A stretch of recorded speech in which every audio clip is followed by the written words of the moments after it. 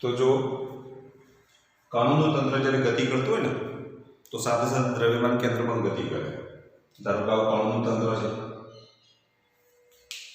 તો કણોનું તંત્ર જ્યારે ગતિ કરતું હોય તો સાથે સાથે દ્રવ્યમાન કેન્દ્ર પણ શું કરતું હોય? ગતિ કરતું હોય છે। તો ધારો કે આ કણોનું તંત્ર છે, આનું દળ m1 લઈએ, આ બીજો કણ છે એનું દળ m2 લઈએ, આ ત્રીજો કણ m3, આ ચોથો કણ m4 અને આવું એક કણોનું તંત્ર છે અથવા તો આ કણ આપણે m વડે દર્શાવીએ અને એનું અહીંયા દ્રવ્યમાન કેન્દ્ર છે RCM।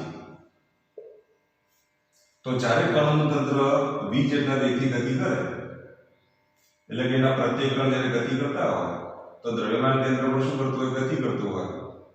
તો જો દ્રવ્યમાન કેન્દ્ર ગતિ કરતું હોય તો દ્રવ્યમાન કેન્દ્રનો આપણે વેગ શોધવો પડે। હવે દ્રવ્યમાન કેન્દ્રના વેગને આપણે VCM વડે દર્શાવીશું। જો પ્રવેગી ગતિ કરતું હોય તંત્ર તો દ્રવ્યમાન કેન્દ્ર પણ કેવી ગતિ કરે? પ્રવેગી ગતિ કરે। તો પછી આ દ્રવ્યમાન કેન્દ્રનો આપણે શું લેવો પડે? પ્રવેગ શોધવો પડે। તો ACM। આ તંત્ર પર લાગતું બળ કેટલું છે તે બળ શોધવું પડે અને તંત્રનું વેગમાન p કેટલું છે તો p નું મૂલ્ય શોધવું પડે।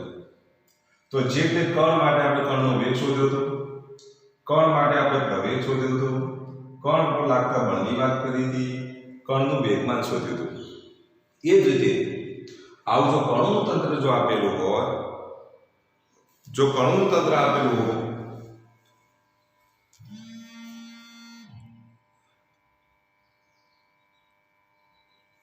જો કણોનું તંત્ર જો આપેલું હોય તો આવા કણોના તંત્ર માટે આપણે યાદ રાખો કણોના તંત્રનો વેગ કેટલો તો VCM, કણોના તંત્રનો પ્રવેગ કેટલો તો ACM, કણોના તંત્ર પર લાગતું બળ કેટલું તો આપણે લઈશું F, કણનું વેગમાન કેટલું તો p। તો આ બધાને આપણે આના સૂત્રો આપણે મેળવવાના છે। તો જો કણોના તંત્ર માટેની જો વાત કરીએ તો કણોના તંત્રના દ્રવ્યમાન કેન્દ્રનું સ્થાન સદિશ તમને ખબર છે તો અહીંયા આપણે લખી દઈએ। પ્રશ્ન આપણે પૂછી શકાય કણોના તંત્ર માટે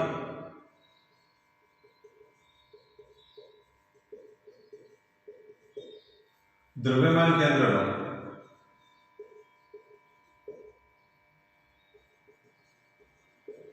એક વેગનું સૂત્ર, બીજું પ્રવેગનું સૂત્ર, તંત્ર તથા વેગમાનનું સૂત્ર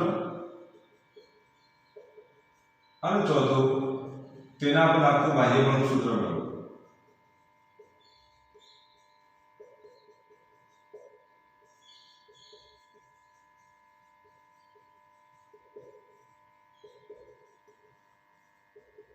તો કણોના તંત્ર માટે દ્રવ્યમાન કેન્દ્રના વેગનું સૂત્ર મેળવવાનું છે, પ્રવેગનું સૂત્ર મેળવવાનું છે, તેના પર લાગતું વેગમાન અને તથા બાહ્ય બળનું સૂત્ર મેળવો। તો જો કણોના તંત્ર માટેની જો વાત કરીએ તો કણોનું તંત્ર n કણનું બનેલું છે। તો એના દળ લઈએ કે ધારો કે કણોના તંત્ર માટે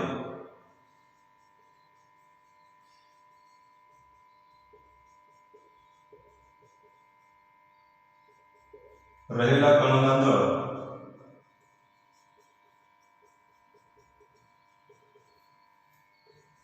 આપણે ધારી લઈએ m1, m2 dash dash dash up to mn છે તથા તેમના સ્થાન સદિશો।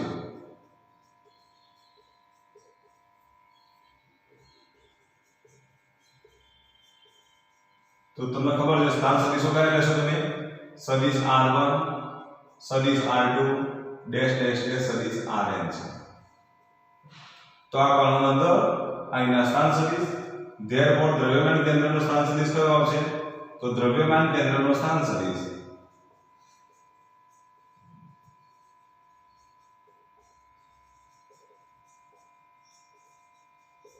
તો દ્રવ્યમાન કેન્દ્ર આ બોલો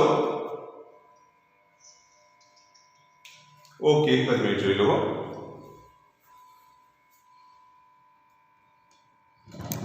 હવે દેખાય છે? હવે તો જો દ્રવ્યમાન કેન્દ્રનો સ્થાન સદિશ જો આપણે લખીએ તો શું લખીએ? દ્રવ્યમાન કેન્દ્રનો સ્થાન સદિશ RCM બરાબર શું લખાય બોલો? m1 r1 વત્તા m2 r2 વત્તા ડેશ ડેશ ડેશ વત્તા શું લખીશું? mn rn ભાગ્યા તંત્રનું કુલ દળ કેટલું તો કેપિટલ M. તંત્ર M1 વત્તા M2 વત્તા Mn ની જગ્યાએ હું કેપિટલ M લખી દઉં તો કેપિટલ M. આ M ના બરાબર M ના બાજુ લઈ જઈએ.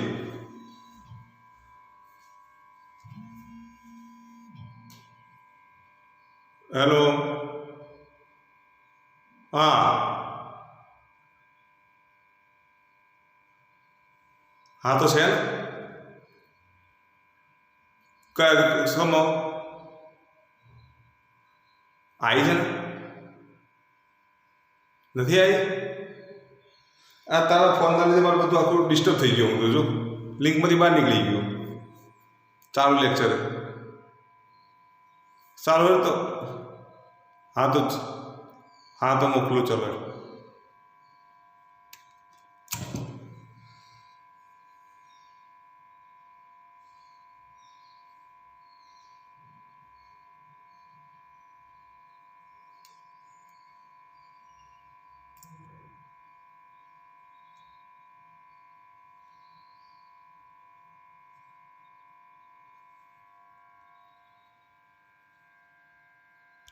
તો જો RCM બરાબર M1 R1 વત્તા M2 R2 વત્તા Mn Rn upon M.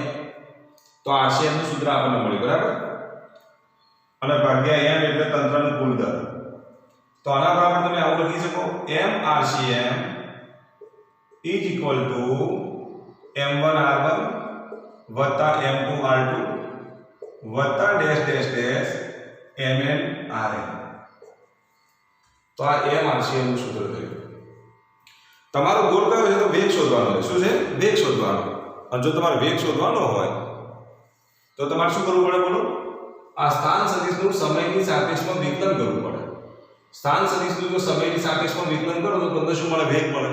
તો આના હું સમીકરણ નંબર 1 આપી દઉં. તો સમીકરણ 1 નું t ની સાપેક્ષમાં વિકલન કરતા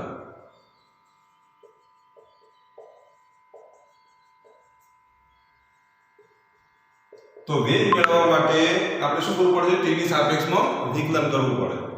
તો સમીકરણ 1 નું t ની સાપેક્ષમાં વિકલન કરીએ તો જો m અચળ RCM નું વિકલન તો શું લખીશું? d/dt RCM is equal to m1 અચળ d/dt સ્થાન સદિશનું સમયની સાપેક્ષમાં વિકલન એટલે r1 વત્તા m2 અચળ d/dt સ્થાન સદિશ r2 નું વિકલન કરીએ તો d/dt r2 વત્તા ડેશ ડેશ ડેશ mn અચળ d/dt અહીંયા શું લખીશું? r.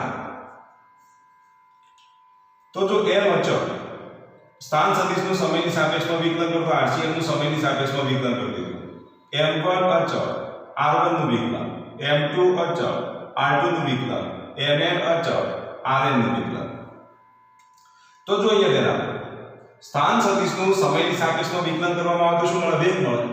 તો આ દ્રવ્યમાન કેન્દ્રનો સ્થાન સદિશ છે, અને જો દ્રવ્યમાન કેન્દ્રનો સ્થાન સદિશ હોય તો તેનું સમયની સાપેક્ષમાં વિકલન કરવાથી આપણને શું મળે? દ્રવ્યમાન કેન્દ્રનો વેગ મળે.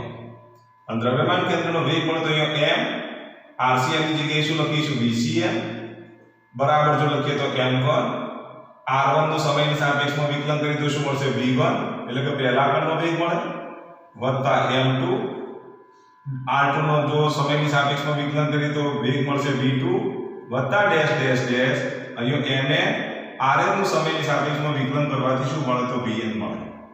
તો m VCM બરાબર m1 v1 વત્તા m2 v2 વત્તા શું લખીશું? mn vn લખાય. શું લખાય? mn vn. તો અહીંયા આપણે VCM નો કરતા બનાવીએ તો VCM બરાબર આ m ના બરાબર લઈ જઈએ તો 1/m શું લખીશું? m1 v1 વત્તા m2 v2 વત્તા ડેશ ડેશ ડેશ અહીં શું લખીશું? mn vn. તો આ જે સૂત્ર મળ્યું એ દ્રવ્યમાન કેન્દ્રના વેગનું સૂત્ર મળ્યું. આ જે સૂત્ર જે છે એ દ્રવ્યમાન કેન્દ્રના સ્થાન સદિશનું સૂત્ર છે.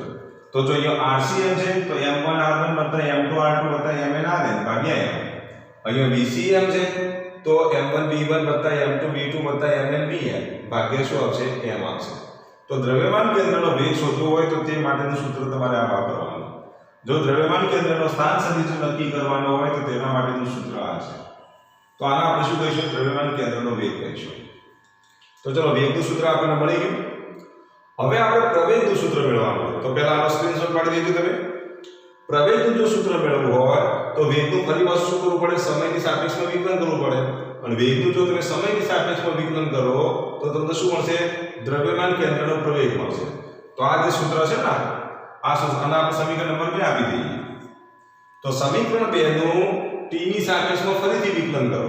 और समीकरण 2 નું t ની સાપેક્ષમાં વિકલન કરવાથી દ્રવ્યમાન કેન્દ્રનો આપણને શું મળે? પ્રવેગ મળે. તો દ્રવ્યમાન કેન્દ્રનો પ્રવેગ શોધવા માટે સમીકરણ 2 નું t ની સાપેક્ષમાં વિકલન કરતા. તો સમીકરણ 2 નું t ની સાપેક્ષમાં આપણે વિકલન કરી દઈએ.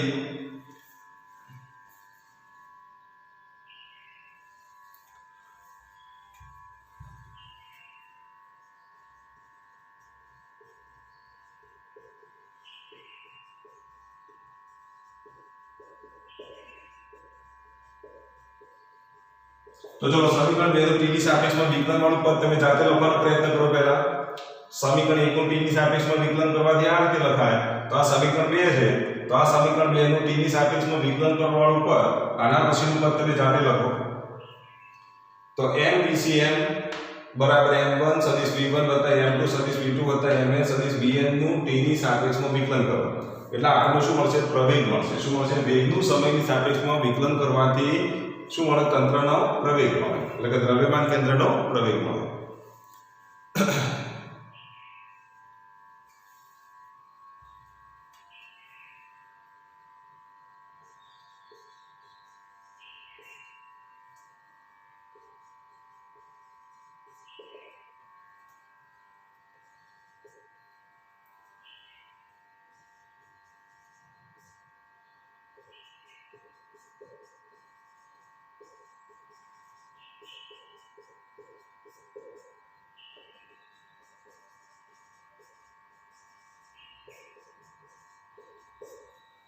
तो जो m d/dt VCM, m1 d/dt सदिश v1, m2 d/dt सदिश v2 up to mn d/dt सदिश vn. એના પછીનું સ્ટેપ તમે જાતે લખો. ચાલો તો આના પછીનું સ્ટેપ કયું આવશે? તો VCM નું સમયની સાપેક્ષમાં વિકલન કરો. વેગનું સમયની સાપેક્ષમાં વિકલન કરો તો શું મળે? પ્રવેગ મળે. તો દ્રવ્યમાન કેન્દ્રનો પ્રવેગ મળશે અહીં આપણને. તો m/ACM बराबर m1 वेगનું સમયની સાપેક્ષમાં વિકલન કરીએ તો શું મળશે? પ્રવેગ મળશે a1 m2 v2 નું સમયની સાપેક્ષમાં વિકલન કરીએ તો શું મળશે? a2 વત્તા ડેશ ડેશ ડેશ અહીંયા શું લખીશું? mn અને vn નું સમયની સાપેક્ષમાં વિકલન કરીએ તો શું મળશે? an. તો m/ACM બરાબર m1 a1 વત્તા m2 a2 વત્તા શું લખીશું? mn an.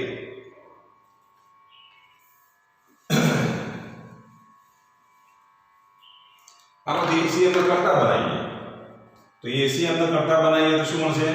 ACM બરાબર m1 a1 વત્તા m2 a2 વત્તા dash dash dash mn an ભાગ્યા કેટલા? m. તો આમ દ્રવ્યમાન કેન્દ્રના પ્રવેગનું જો સૂત્ર મેળવવું હોય તો આપણે આ રીતે મેળવી શકીએ. तो આપણને શું મળશે? દ્રવ્યમાન કેન્દ્રના પ્રવેગનું સૂત્ર ACM બરાબર 1/n m1 a1 m2 a2 mn an વત્તા શું થશે? mn an. તો આ દ્રવ્યમાન કેન્દ્રના પ્રવેગનું સૂત્ર છે.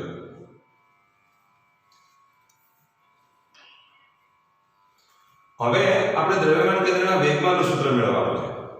હવે જો વેગમાનનું સૂત્ર મેળવવું હોય તો અહીંયા ધ્યાન આપો. m1 v1 એટલે પહેલા ક્રમનું વેગમાન કહેવાય કે નહીં? કારણ કે વેગમાન p બરાબર આપણે શું લખીએ છીએ? mv લખીએ છીએ. p બરાબર શું લખાય? mv લખાય ને. તો m1 v1 એટલે અહીંયા p1 થઈ જશે. m2 v2 એટલે શું થશે? p2 થશે.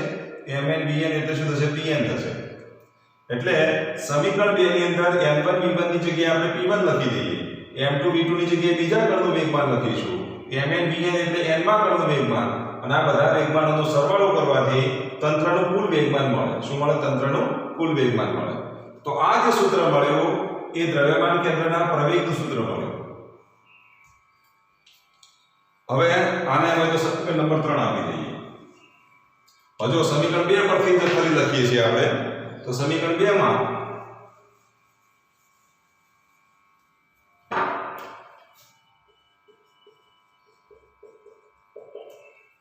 P બરાબર mv નો ઉપયોગ કરતા, P બરાબર mv લેતા અથવા સદિશ P બરાબર m સદિશ v લેતા m VCM બરાબર શું લખાય કરો?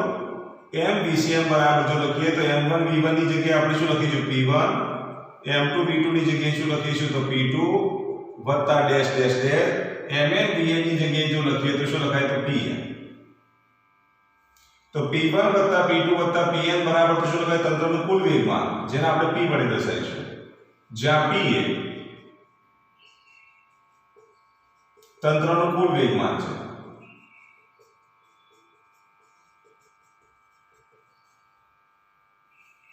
તો કહેવાનો મતલબ કે તંત્રનું જો વેગમાન શોધવું હોય તો m VCM તમારા દ્રવ્યમાન કેન્દ્રનો વેગ શોધી કાઢવાનો. તંત્રનો દળ જો તમે જાણતા હોય, દ્રવ્યમાન કેન્દ્રનો વેગ જાણતા હોય તો તેના પરથી તમને તંત્રનું કુલ વેગમાન મળે. તો તંત્રનું કુલ વેગમાન P બરાબર m VCM લખાય. તો તંત્રનું કુલ વેગમાન P બરાબર m VCM થાય. અને જો તમને કુલ વેગમાન આપેલું હોય તો તેના પરથી તમે દ્રવ્યમાન કેન્દ્રનો વેગ પણ શોધી શકો. એટલે કે VCM બરાબર જો લખીએ તો P/m થાય. તો આ સૂત્રની મદદથી તમે દ્રવ્યમાન કેન્દ્રનો વેગ પણ શોધી શકો. જો દ્રવ્યમાન કેન્દ્રનો વેગ આપેલો હોય તો તંત્રનું કુલ વેગમાન પણ શોધી શકાય. તો આ રીતે તમે વેગમાન શોધી શકો. તો વેગમાન શોધવા માટેનું સૂત્ર થયું. ત્યાર પછીની વાત કરીએ તો તેના પર લાગતા બાહ્ય બળનું સૂત્ર મેળવો. તો જો બાહ્ય બળનું જો સૂત્ર વાપરવું હોય તો અહીંયા જો m1 તો ન્યૂટનના ગતિનો કયો નિયમ કહેવાય? તો ન્યૂટનના ગતિનો બીજો નિયમ છે. ન્યૂટનના ગતિના બીજા નિયમ મુજબ m1 ની જગ્યાએ તમે શું લખી શકો? પહેલા કણ ઉપર લાગતું બળ. m2 a2 ની જગ્યાએ તમે શું લખશો? બીજા કણ ઉપર લાગતું બળ. m1 an ની જગ્યાએ શું લખાય બોલો? n માં કણ ઉપર લાગતું બળ. તો આ સૂત્રનો તમે ઉપયોગ કરી m1 a1 ની જગ્યાએ f1 લખી દો, m2 a2 ની જગ્યાએ f2 લખી દઈએ, mn an માટે શું લખીશું? fn લખીશું. f1 એ પહેલા કણ પર લાગતું પરિણામી બળ, m2 a2 એટલે બીજા કણ, એટલે કે f2 બરાબર શું લખીશું? બીજા કણ ઉપર લાગતું પરિણામી બળ. તો હવે આપણે સમીકરણ નંબર 3 નો ઉપયોગ કરીશું. તો સમીકરણ 3 પરથી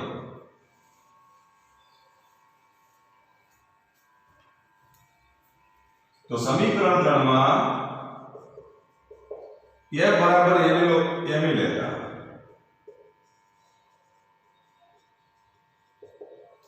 m ACM બરાબર શું લખીશું? m1 a1 ની જગ્યાએ પહેલા કણ ઉપર લાગતું પરિણામી બળ, m2 a2 એટલે બીજા કણ ઉપર લાગતું પરિણામી બળ, અને mn an એટલે n માં કણ ઉપર લાગતું પરિણામી બળ. તો m ACM બરાબર f1 f2 શું થશે? fn થાય.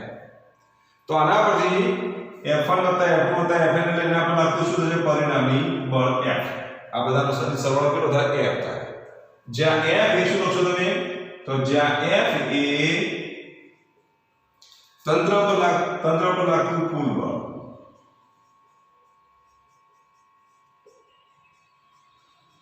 તો તંત્ર પર લાગતું કુલ બળને આપણે f વડે દર્શાવીશું. તો અહીંયા આપણને સૂત્ર આવું મળે: m ACM બરાબર f.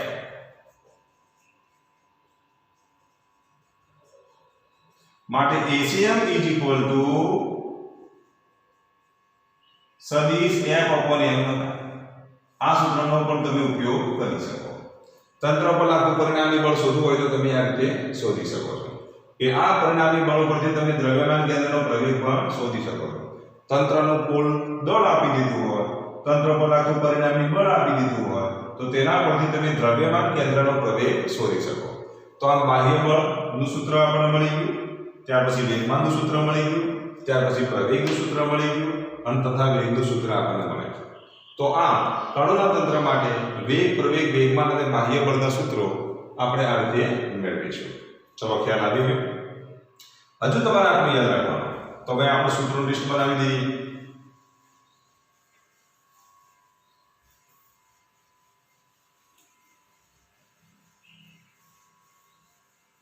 તો તો જો કણોના તંત્ર માટે આટલા સૂત્રો તો યાદ રહેવા જ જોઈએ, કારણ કે દાખલામાં જરૂર પડશે. તો કણોના તંત્ર માટે એક સૂત્ર કયું આવશે? આરસીએમ નું. આરસીએમ નું સૂત્ર કયું? તો m1r1 m2r2 dash dash dash mnrn ભાગ્યા n, એટલે કુલ દળ. બીજું સૂત્ર કયું આવશે? તો VCM. VCM માં શું લખીશું? m1v1 m2v2 dash dash dash mnbn ભાગ્યા n. ત્રીજું સૂત્ર આવશે ACM. ACM બરાબર શું લખીશું? m1a1 m2a2 dash dash dash mnan ભાગ્યા શું આવશે? m. ચોથું સૂત્ર જો લખીએ તો કુલ વેગમાન p બરાબર mvcm. અને પાંચમું સૂત્ર યાદ રાખો, સદિશ f એટલે કે લાગતું પરિણામી બળ F બરાબર MACM. હવે જો અહીંયા ધ્યાન આપો, અહીંયા p બરાબર શું લખીએ? mvcm લખીએ તો આ પછી એક સૂત્ર મળશે. જો p બરાબર જો લખીએ તો શું લખાય? mvcm. બંને બાજુ આપણે વિકલન કરીએ તો dp/dt, તો અહીંયા શું આવશે? dp/dt બરાબર m, અહીંયા જો વિકલન કરીએ તો d/dt vcm. બંને બાજુ સમયની સાપેક્ષમાં વિકલન કરીએ તો વેગમાનનું સમયની સાપેક્ષમાં વિકલન એટલે dp/dt. દળ અચળ દ્રવ્યમાન કેન્દ્રના વેગનું સમયની સાપેક્ષમાં વિકલન એટલે d/dt vcm. dp/dt એટલે આપણો ન્યૂટનના ગતિનો કયો નિયમ થયો બોલો? તો ન્યૂટનના ગતિનો બીજો નિયમ. dp/dt ની જગ્યાએ શું લખીશું? f. તમને ખબર છે કે વેગમાનનો સમયના સાથે થતા ફેરફારના સમય દરમિયાન મૂલ્ય કેટલું હોય તો બળ જેટલું હોય. તો અહીંયા m VCM નું સમયની સાપેક્ષમાં વિકલન કરીએ તો શું મળશે? ACM. તો આમ ચોથા સૂત્ર પરથી પાંચમું સૂત્ર આ રીતે પણ મળી શકે. તો P બરાબર mVCM જો આપેલ હોય તો તેના પરથી F બરાબર ma લખાય. જે કણ માટે આપણે જે રીતે લખતા હતા, કણની અંદર આપણે ખબર છે કે P બરાબર mv હતો કણ માટેની વાત કરીએ તો અહીંયા આપણે વિકલન કરતા હતા dp/dt. દળ જો અચળ રહેતું હોય તો અહીંયા dv/dt. dv/dt એટલે શું થાય? પ્રવેગ. dp/dt એટલે બળ, એટલે F બરાબર શું લખાય? ma લખાય. આવું આપણે કણ માટે ભણી ચૂક્યા. ચેપ્ટર નંબર 5 ની અંદર ન્યૂટનના ગતિનો બીજો નિયમ ભણી ચૂક્યા. તો ન્યૂટનના ગતિના બીજા નિયમ અનુસાર જો લખીએ તો આનું વિકલન કરીએ તો dp/dt, તંત્રનું દળ અચળ, વેગનું સમયની સાપેક્ષમાં વિકલન કરીએ તો VCM d/dt VCM.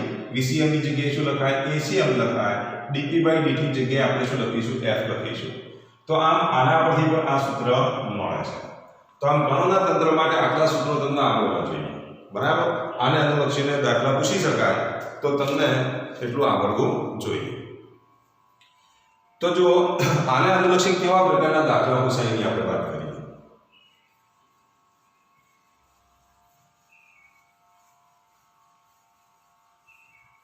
જોડે જોડે તમારે સ્ક્રીનશોટ પાડતા જ રહેવાનું, બરાબર?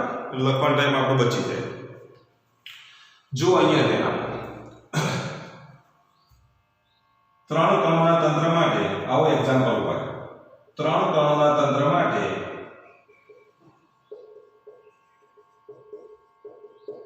કણોના દળ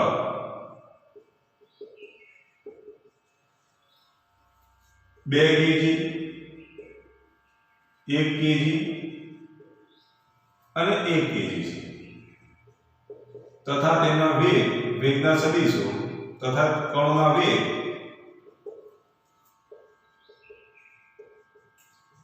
(211 મીટર પ્રતિ સેકન્ડ) અનુક્રમે 211 મીટર પ્રતિ સેકન્ડ, 102 મીટર પ્રતિ સેકન્ડ અને 31 - 1 મીટર પ્રતિ સેકન્ડ છે. તો તેના દ્રવ્યમાન કેન્દ્રનો વેગ શોધો.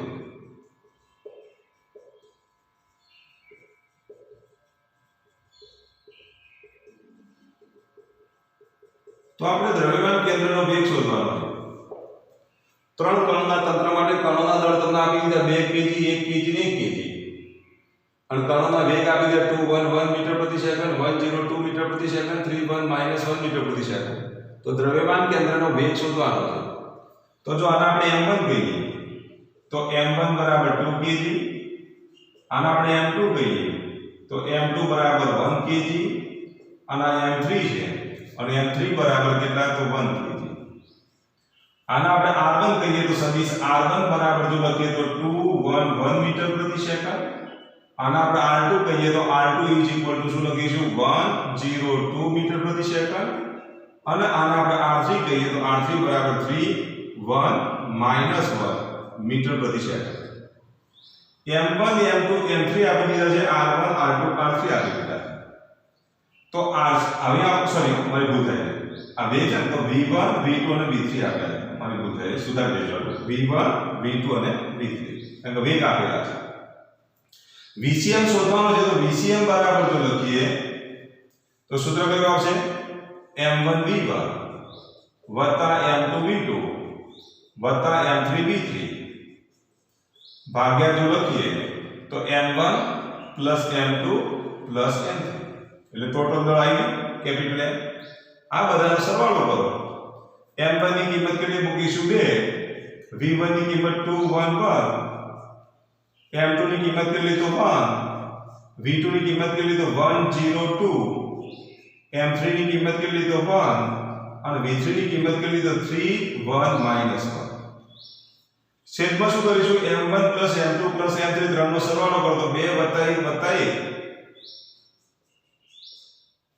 ચલો આનું સાદુરૂપ આપી દઈએ તો VCM બરાબર જો લખીએ તો આ બે ના અંદર ગુણી કાઢીએ. બે ના અંદર ગુણીએ તો કેટલા થાય 2 × 2 4, 2 ના 2 ગુણ્યા 1 એટલે 2, 2 ગુણ્યા 1 એટલે 2 વત્તા 1 ના અંદર ગુણીએ તો કેટલા થશે 102 વત્તા 1 ના અંદર ગુણીએ તો કેટલા થશે 31 -1 ભાગ્યા 2 + 1 3 ને 4.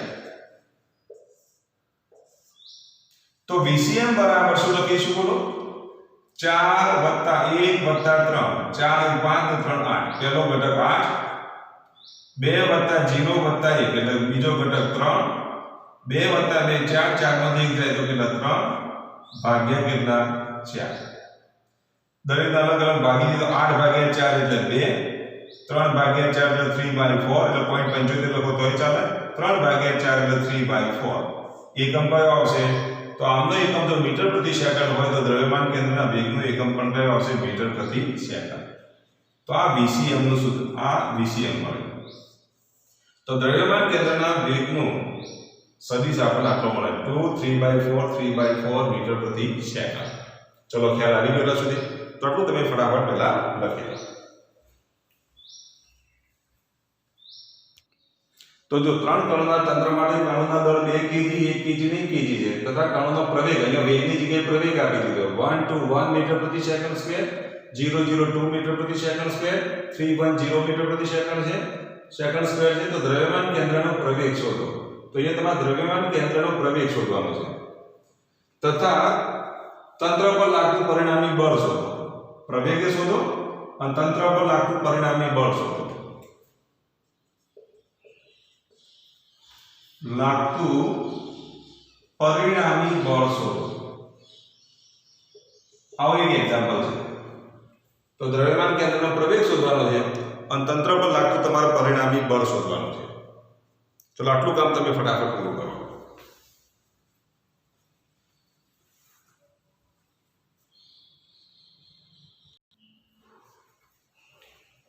ચલો પ્રવેગ શોધી કાઢ્યો.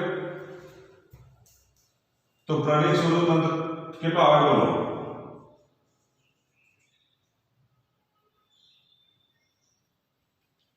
કેટલો xm કેટલો આવે xm 5/4 પછી ફરી ym 5/4 પછી 5/4 ને ચલો આટલો જવાબ આવે કે આમાં ફેરફાર છે કોઈને જો છે જવાબ ના આવતો એની આપણે વાત કરી. આટલો જ આવે ને તો દ્રવ્યમાન કેન્દ્રનો પ્રવેગ 5/4 અને સેકન્ડ સ્ક્વેર છે બરાબર અને જેને જવાબ ના આવતો તો આ સૂત્રનો ઉપયોગ કરવાનો કયો તો ACM બરાબર m1a1 m2a2 m3a3 ભાગ્યા m1 m2 m3 આ સૂત્રનો ઉપયોગ કરવાનો હવે જો આ સૂત્રનો ઉપયોગ કરીને m1 ની કિંમત 2 મૂકો m2 ની કિંમત 1 મૂકો અને m3 ની કિંમત 1 મૂકો a1 ની કિંમત આટલી મૂકો a2 ની કિંમત મૂકો a3 ની કિંમત મૂકી અને સાદુરૂપ આપશો ને તો આટલો જવાબ આવી જશે આટલું તો તમને આવડશે તો ACM ની કિંમત આપણને કેટલી મળી 5/4 1 મીટર પ્રતિ સેકન્ડ સ્ક્વેર મળી આપણે તંત્ર પર લાગતું પરિણામી બળ શોધવાનું છે તો પરિણામી દળ કેટલું છે તો કેપિટલ M બરાબર શું લખીશું m1 m2 m3 આ ત્રણનો સરવાળો કરજો 2 + 1 + 1 બરાબર 4 kg થાય છે તો કુલ દળ આટલું છે પ્રવેગ આટલો છે તો પછી તંત્ર પર લાગતું પરિણામી બળ F બરાબર શું લખીશું m * ACM લખાય કે નહીં ન્યૂટનના ગતિના કયા નિયમ પ્રમાણે તો બીજા નિયમ પ્રમાણે તો F બરાબર શું લખીશું m * ACM m ની કિંમત કેટલી 4 અને ACM ની કિંમત આપણને મળી ગઈ કેટલી તો 5/4 અને 1 ચલો 4 અંદર ગુણી કાઢો 4 ને જો અંદર ગુણીએ તો આ 4 4 ઉડી જશે તો અહીંયા 5 આવશે અહીંયા 4 4 ઉડી જશે તો અહીંયા પણ કેટલા આવશે 5 આવશે અને અહીંયા કેટલા આવશે 4 આવશે તો પરિણામી બળ આટલું મળે 554 ન્યૂટન મળે કદાચ તમને એમ પૂછે કે પ્રવેગનું મૂલ્ય શોધો તો મોડ કરી દેવા મોડ કરેલો વર્ગમૂળમાં 5/4 નો સ્ક્વેર વત્તા 5/4 નો સ્ક્વેર વત્તા 1 નો વર્ગ જે આપણે આગળ સમીકરણ ભણી ચૂક્યા એ રીતે જો બળનું મૂલ્ય કીધું હોય તો મોડ ઓફ F તો વર્ગમૂળમાં શું આવશે 5 નો વર્ગ વત્તા 5 નો વર્ગ વત્તા 4 નો વર્ગ 5 નો વર્ગ કેટલો થાય તો 25 વત્તા 25 25 ને 25 50 50 ને 4 નો વર્ગ 16 બરાબર એટલે 50 ના 16 કેટલા થશે 66 વર્ગમૂળમાં 66 ન્યૂટન થાય તો જો મૂલ્ય કીધું હોય તો આ રીતે તમારે શોધવાનું તો પરિણામી બળનું મૂલ્ય કેટલું આવશે વર્ગમૂળમાં 66 ન્યૂટન થાય તો આ રીતે દ્રવ્યમાન કેન્દ્રનો પ્રવેગ શોધવાનો હોય દ્રવ્યમાન કેન્દ્ર પર લાગતા પરિણામી બળનું મૂલ્ય શોધવાનું કીધું હોય તો આ રીતે તમે શોધી શકો તો આમ કણોના તંત્ર પર લાગતો પ્રવેગ ત્યાર પછી જો હવે જો આટલું બળ મળી ગયું બરાબર ને ધારો કે આ બળને આપણે કેટલા સમય માટે લાગતું હોય તો 3 સેકન્ડ માટે લાગતું હોય તો વેગમાન શોધો તો બળનો તો વેગમાનમાં થતો ફેરફાર શોધો તો આ બળનો આઘાત આપણને આ બળ મળી ગયું આ સમય મળી ગયું અને બળનો આઘાત એ વેગમાનમાં થતા ફેરફાર જેટલો હોય કે નહીં તો એ વખતે તમે વેગમાનમાં થતો ફેરફાર પણ શોધી શકો બળ ગુણ્યા સમય એટલે બળનો આઘાત અને બળનો આઘાત એટલે વેગમાનમાં થતા ફેરફાર જેટલો હોય તો આવા પ્રકારના પ્રશ્નો જો પૂછાય તો તમને આવડવા જોઈએ ચલો ખ્યાલ આવી ગયો ત્યાં સુધી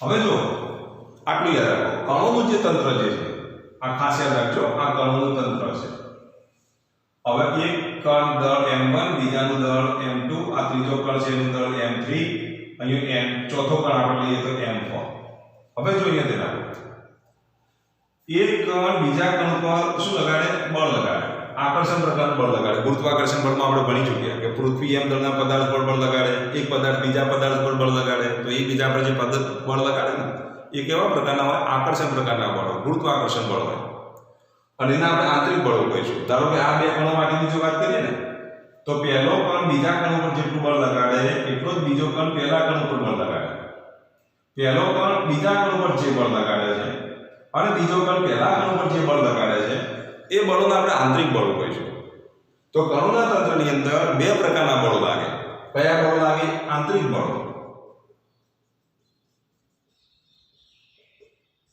અને બીજું બાહ્ય બળ ખાસ યાદ રાખજો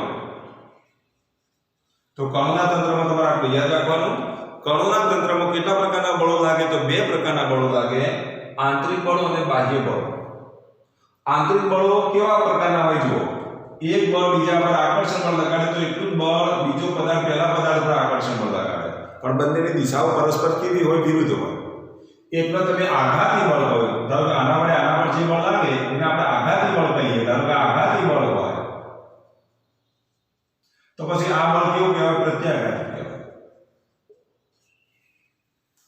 તો જો બે કણ લઈએ, એક કણ આપણે m1 લઈએ, બીજો કણ m2 લઈએ, આ બે કણને જોડતી રેખા ઉપર હવે આના વડે આના પર જે બળ લાગે એને આપણે F12 કહીએ. બીજા કણ વડે પહેલા કણ ઉપર લાગતું બળ, બીજા કણ વડે પહેલા કણ પર લાગતા બળને હું F12 વડે દર્શાવું. તો પહેલા કણ વડે બીજા કણ પર લાગતા બળને આપણે શું કહીશું? F21 કહીશું.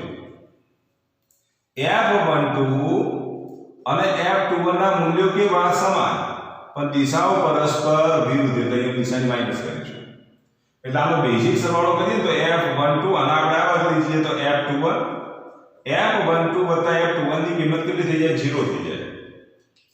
તો એક આઘાતી બળ હોય, આને હું આઘાતી બળ કહું તો આનું પ્રત્યાઘાતી બળ કહેવાય. તો એક બળ આઘાતી બળ હોય તો બીજું બળ પ્રત્યાઘાતી બનશે. હવે આઘાતી બળ અને પ્રત્યાઘાતી બળના મૂલ્યો કેવા હોય? તો પરસ્પર વિરુદ્ધ દિશામાં બળના મૂલ્યો સમાન. ધારો આ એક કણ, આ બીજો કણ, આ આના પર જેટલું બળ લગાડશે એટલું જ આના પર બળ લગાડશે. તો આ બે કણો માટે જો લઈએ તો એના આંતરિક બળો, આ બળો આપણે કેવા બળો કહીશું? આંતરિક બળો કહીશું. તો આંતરિક બળોનો બેઝિક સરવાળો હંમેશા માટે કેટલો થાય? 0 થાય. પણ જો આના પર કોઈ એક બળ F1 લગાડો, આના પર કોઈ બળ F2 લગાડો, તો આ વધારાનું જે બહારથી જે બળ લગાડવામાં આવે છે, એ બહારથી જે બળ લગાડવામાં આવે છે તેને બાહ્ય બળ કહીશું. શું કહીશું? બાહ્ય બળ કહીશું. તો કણોના તંત્રમાં કેટલા પ્રકારના બળો લાગે? તો બે પ્રકારના બળો લાગે છે, આંતરિક બળો અને બાહ્ય બળો. આંતરિક બળોનો બેઝિક સરવાળો 0 થાય છે, એટલે આંતરિક બળોની અસર શું થઈ જાય છે? નાબૂદ થઈ જાય છે. માત્ર કયા બળો અસર કરે છે? તો બાહ્ય બળો અસર કરે છે. અને આ બાહ્ય બળોના લીધે એ તંત્ર શું કરે છે? ગતિ કરે છે. કેવી ગતિ કરે? તો પ્રવેગી ગતિ કરે. જેના લીધે તેનું દ્રવ્યમાન કેન્દ્ર પણ કેવી ગતિ કરે? તો પ્રવેગી ગતિ કરે. કેવી ગતિ કરે? પ્રવેગી ગતિ કરે. તો આટલું યાદ રાખવાનું. કારણ કે પહેલા કણ પર લાગતું બળ F1 હોય, બીજા કણ પર લાગતું પરિણામી બળ F2 હોય, nમા કણ પર લાગતું પરિણામી બળ Fn હોય, તો પછી તંત્ર પર લાગતું પરિણામી બળ F બરાબર શું લખીશું? F1 F2 Fn લખીશું. અને ત્યાર પછી આપણે આવું લખીએ છીએ F બરાબર m × ACM. તો ખરેખર કણોના તંત્રમાં કેટલા પ્રકારના બળો લાગે? તો બે પ્રકારના બળો લાગે, આંતરિક બળો અને બાહ્ય બળો. તો જોઈએ તેના ન્યૂટનના ગતિનો બીજો નિયમ લખતા પહેલા આપણે અહીંયા ત્રીજા નિયમની ચર્ચા કરવી પડે. તો કણોના તંત્ર માટે આપણે યાદ રાખવાનું, ન્યૂટનના ગતિના બીજા નિયમનો ઉપયોગ કરતા પહેલા ત્રીજા નિયમનો ઉપયોગ કરવો પડે છે. જ્યારે કણ માટે એવું હોતું નથી. કણમાં તમે દરેક નિયમ સ્વતંત્ર રીતે ઉપયોગ કરી શકો. પહેલો નિયમ સ્વતંત્ર રીતે રજૂ કરી શકો, બીજો નિયમ સ્વતંત્ર રીતે રજૂ કરી શકો અને ત્રીજો નિયમ પણ સ્વતંત્ર રીતે રજૂ કરી શકો. જ્યારે કણોના તંત્ર માટે બીજા નિયમની રજૂઆત પહેલા આપણે ત્રીજા નિયમની રજૂઆત કરવી પડી, આઘાતી બળનો પ્રત્યાઘાત બળ. આમ કણોના તંત્ર માટે ન્યૂટનના ગતિના નિયમો પરસ્પર અવલંબિત છે. આટલું યાદ રાખજો. કણ માટે કેવા હતા? સ્વલંબિત હતા. પણ કણોના તંત્ર માટે ન્યૂટનના ગતિના નિયમો કેવા છે? પરસ્પર અવલંબિત છે. નીટની અંદર અથવા તો જીની અંદર પ્રશ્ન પૂછાય કે ન્યૂટનના ગતિના નિયમો પરસ્પર સ્વલંબિત કે અવલંબિત, તો કણોના તંત્ર માટે તમે શું લખશો? પરસ્પર અવલંબિત છે. કેમ? કારણ કે કણોના તંત્ર માટે બીજા નિયમની રજૂઆત કરતા પહેલા ત્રીજા નિયમનો અહીં આપણે આશરો લેવો પડે છે અને પછી કહેવું પડે છે કે આંતરિક બળની અસર નાબૂદ થાય છે, માટે પરિણામી બળ F બરાબર શું લખીશું? MACM લખીશું. તો આટલું તમારે યાદ રાખવાનું. અહીંયા આપણે સ્ટોપ કરીએ છીએ. તો આટલું યાદ રાખજો.